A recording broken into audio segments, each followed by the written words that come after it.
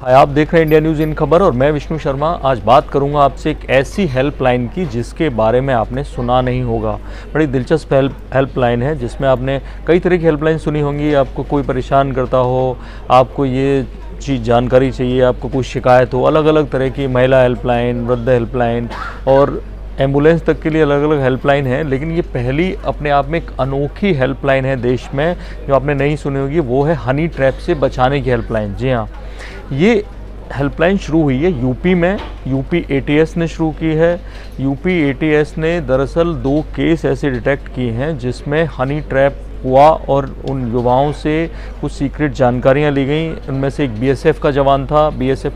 एक महिला ने उसे सोशल मीडिया पर दोस्ती की और ख़ुद को फॉरेन कॉरेस्पोंडेंट बताया, डिफेंस का कॉरेस्पोंडेंट, और इस तरह से उसने विदेशी महिला ने उससे दोस्ती की और बाद में पता चला कि वो आईएसआई की एजेंट थी। बीएसएफ एकेडमी का एक 3D मॉडल निकलवा लिया, व्हाट्सएप के जरिए उससे मंगा लिया और भी तमाम ऐसी जानकारियां थी जो ले ली। एक दूसरा उन्होंने केस डिटेक्ट किया है, वो अलवर का लड़का था, कोई युवा जिससे कुछ जानकारियां ली गई, उसे कुछ 4000 रुपये दिए गए और उसके बदले में उसे वो जानकारियां ली गई। वही उसको भी एक डिफेंस कॉरेस्पोंडेंट बन के कोई लड़की फेसबुक पे मिली और दोस्ती हुई और उसके ज़रिए उसको ऑफ़र हुआ। अच्छा, ये लोग दावा उस तरह के करते हैं कि हम लोग डिफेंस के कॉरेस्पोंडेंट हैं और डिफेंस कवर करते हैं, तो क्योंकि डिफेंस की कमियां उजागर करना भी एक पत्रकार का काम है, इसलिए लोग उनके झांसे में आ जाते हैं।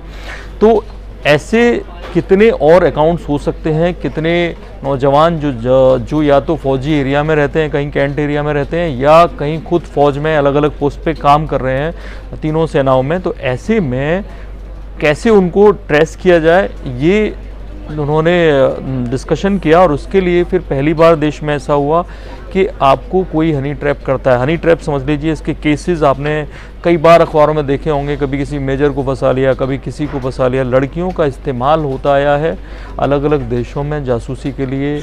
उनको जो दूसरे सेना के लोग हैं, दूसरे देश के लोग हैं, उनके फौजी अफसरों को फंसाने के लिए, ताकि सीक्रेट इन्फॉर्मेशन निकाली जा सके। और ऐसे में उस हनी ट्रैप को निपटा कैसे जाए उससे, उसके लिए यूपी के एटीएस ने एक ईमेल आईडी दिया है और एक फ़ोन नंबर दिया है। ईमेल आईडी है igats/up@government.in। आप स्क्रीन पे भी पढ़ सकते हैं। और एक नंबर दिया है, इसको आईजी जो असीम अरुण है एटीएस यूपी के, वो कह रहे हैं मैं खुद मॉनिटर करूंगा। उन्होंने वायदा किया है वो खुद मॉनिटर करेंगे हर मेल को।